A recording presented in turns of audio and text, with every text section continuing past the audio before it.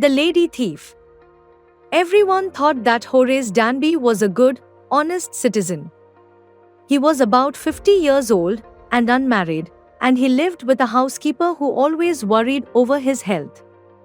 In fact, he was usually healthy and happy except for attacks of hay fever in summer. He made locks and was successful enough at his business to have two helpers. Yes, Horace Danby was good and respectable but not totally honest.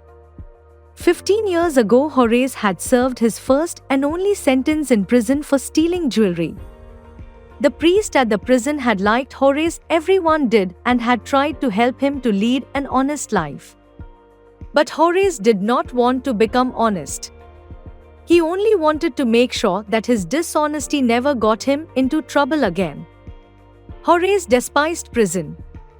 He hated the food, the lack of exercise, the ugly old books in prison library. Horace loved rare, expensive books. So he robbed a safe every year. Each year he planned carefully just what he would do.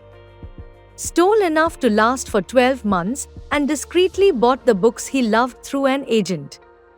Now, walking in the bright July sunshine, he felt sure that this year's robbery was going to be as successful as all the others. For 2 weeks he had been studying the house at Shotover Grange. Looking at its rooms, its electric wiring, its paths and its garden. This afternoon the two servants, who remained in the Grange while the family was in London, had gone to the movies.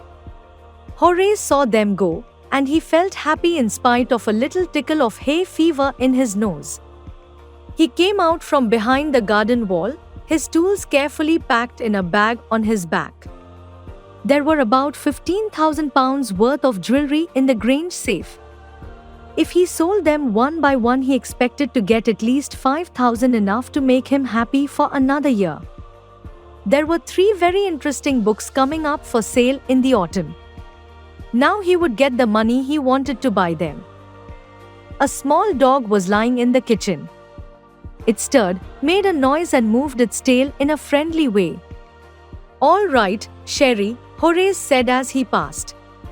All you had to do to keep a dog quiet was to call them by their right names and show them affection. The safe was in the drawing room, behind a rather poor painting. Horace wondered for a moment whether he should collect pictures instead of books. But they took up too much room. In a small house, books were better. There was a great ball of flowers on the table, and Horace felt his nose itch. He gave a little sneeze and then put down his bag. He carefully arranged his tools. He had 4 hours before the servants' return. "You can cure it with a special treatment, you know, if you find out just what plant gives you the disease. I think you'd better see a doctor if you're serious about your work. I heard you from the top of the house just now." It was a quiet, kindly voice, but one with firmness in it. A woman was standing in the doorway, and Sherry was rubbing against her. She was young, quite pretty, and was dressed in red. She walked to the fireplace and straightened the things there. "Down, Sherry," she said. "Anyone would think I'd been away for a month."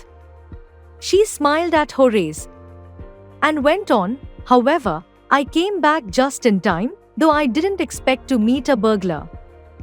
Horace had some hope because she seemed to be pleased at meeting him. He might avoid trouble if he treated her the right way.